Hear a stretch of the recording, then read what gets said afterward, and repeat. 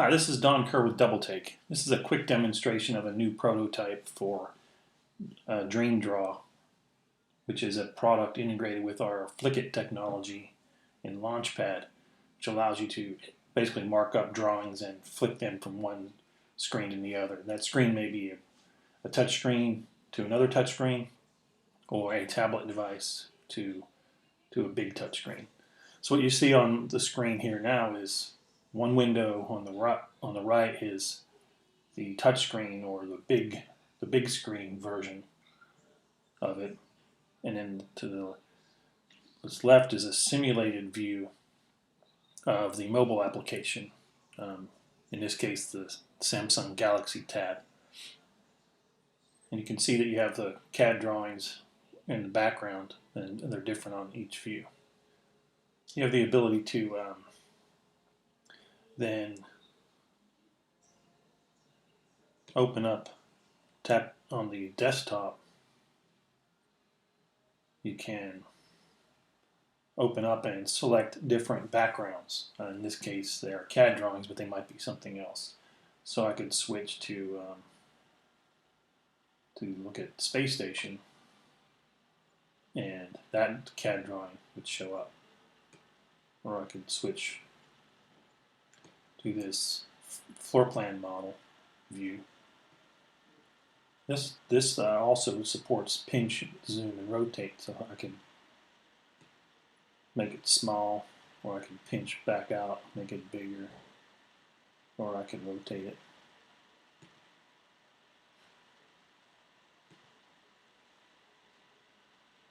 So I'll go back to the backgrounds. I'm going to pick our DreamScreen design drawings. If I wanted to draw on this, I would show that to you over here on the tablet later, but for now I'm going to switch to draw mode. It allows me to simply go in here and draw circles around something, maybe draw an arrow to that. And then we have this feature where you can add a comment, double tap, type in my comment, goes here. And in the future, you'll be able to attach a video or photos to that comment. So if I wanted to attach photos and a video, I would click those buttons and hit done. And that adds your comment, and then you can drag that to where you want it. So the user could then come in here and hit play on the video, or open up a pop-up window to see the pictures related to that. So that's the basic idea, and you have things like you can change the color and change the line size if you wanted to make a big blue line. Then you could do that. Once those choices are made, you can switch to pan mode, and you can see that the content, the drawings and everything are now kind of hidden, so you can't edit them. You have to be in draw mode to edit the drawings. And then when you're ready to launch, you select the launch mode, and then you do the two-finger gesture, and I just flip that from the big screen over to the tablet. And the process works the same, vice versa. So now over here on the tablet, you see the same drawing that I did. Notice that the lines aren't here. The markups are not here because I did not save the drawing before I launched it. So if I go back to draw mode, then I'm going to click save. And this gives you the option of typing in who the user is that made the red lines to the drawing. And you notice up here in the top right, it puts a timestamp of who the person was and when they did it. So if I save this, now the markups are now part of the background image. So if I go to backgrounds, it created a new version of that DreamScreen drawing with my new markups on it. If I went back to the previous one, you'd see the previous one without the markups. the new one with the markups. And this one has my timestamp on it, whereas the previous one, the original one, doesn't have any. So that's how we keep a history of all the markups from each of the users, is by putting that timestamp on there. So so now that that drawing is saved, I can go get it, and then I can launch that new drawing over to the tablet.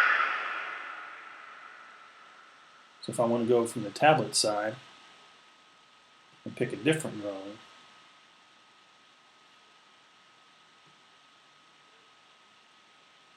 just pick this drawing, construction drawing, and now I want to launch that over here back to the big screen. I would select launch mode, 2-finger swipe gesture on the tablet,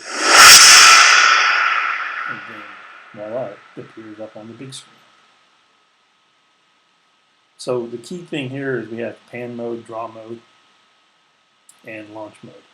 Pan mode, the most important thing is, let's say you have a real big drawing, you want to mark up different parts of it, like way in this bottom corner. You want to put a comment. So on the tablet, you can just go to draw mode, do your red line over here, go back to pan mode, make another red line in the upper right hand corner.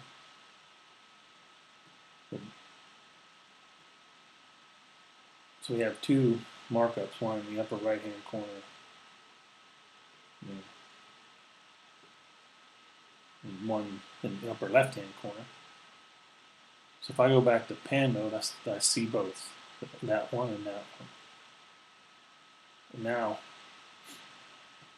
when I save that,